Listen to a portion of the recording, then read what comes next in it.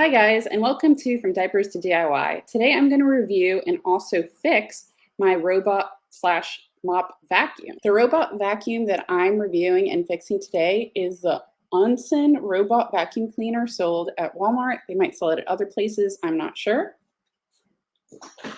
Stick around for the review portion of this video, and if you're only interested in learning how to fix the mopping section of this robot, just skip towards the section that I have marked below titled How to Fix. Hello and welcome to From Diapers to DIY. I thought it would be a good idea to review and also kind of maintain our robot vacuum cleaner. We got it from Walmart for I think $117, somewhere around there. Nowadays it's a lot cheaper. This is directly from the Walmart website.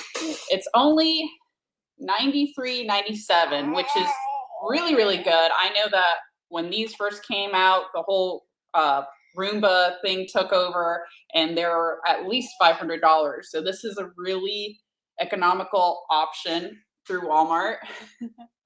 I know it says it's on sale here, but it's basically been on sale for years. So you could just count on this basically being the price. I think that this is a really good vacuum slash mop for the price range. I got it initially when I was very pregnant in my third trimester, and I was having a hard time bending over because I was so large in the front. You could set it to automatically clean in many different ways. It could do kind of a random pattern. It could do a spiral. It could do around the perimeter. Zigzag. Yeah. It works for 120 minutes at a time, which is usually enough. How big would you say the area is? It could clean probably this entire. I think it says something about 1,000 square feet, which is like the top level of this house, I think. Right. So it does really good, and it rarely gets stuck under things. It goes underneath the couch. It goes underneath our tables. It will get tripped up on like if you have power cables or like a shoe or something. Mm-hmm. So you want to lift that stuff up and not have it on the floor in the area that you're cleaning. Mm-hmm. But other than that, it does do a pretty thorough job. Yeah, it could also be connected to Wi-Fi and have voice control. We've never done that. We usually just like hit the auto button and let it go every couple of days, and sometimes every day because we have dogs and a baby that's crawling around nowadays.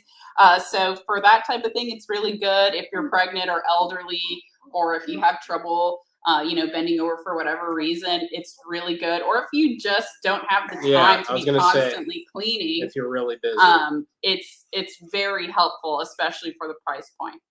However, it's not the most thorough job. You still will need to like vacuum and mop every now and then, but it's just kind of like a maintenance thing. It'll help you stretch it out longer. It also doesn't do carpet very well. So like if you have a carpeted room, I wouldn't even bother having this thing run the carpet because if you've seen our other videos, carpet gets really gnarly and full of dust. And the dust compartment for this thing is about that big. It's like square or whatever, cubed, and it picks up a lot from like a solid floor, but from a carpet, it'll get overloaded really quick. She doesn't like us talking bad about her vacuum friend. Yeah, from the carpet, it'll get overloaded very quick, and so yeah, I would definitely suggest it more if you have an upstairs like ours, where the floors for us is all this. So we could just like let it run upstairs like as often as possible. And that helps a lot. And it's pretty intelligent. Like when it gets to like a stair set, it turns around and it doesn't keep going and fall over the stairs. Like, you see those memes of the Roomba sending you a text message like, help, I'm falling off a cliff. This thing just avoids the cliff somehow. Right. So I ended this portion of the video prematurely. I just remembered that another part of the maintenance and review that's pretty important is replacing the parts is really cheap and easy. You could find them on Amazon. I'm going to share my screen. So it comes with these little pads. That's the mopping section. The filters here and the little brushes that pick up all the stuff.